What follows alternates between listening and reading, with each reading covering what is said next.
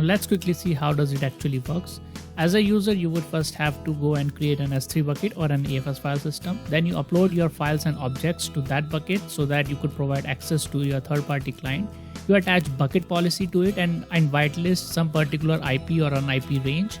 And then you create a AWS Transfer Family service, which would be used to transfer the file securely. You attach the S3 access role to it.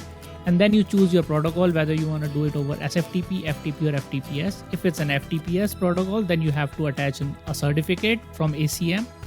And then you choose your identity, whether you want to use AWS Directory Service or you want to use Service Managed Identity or you want to use any custom identity.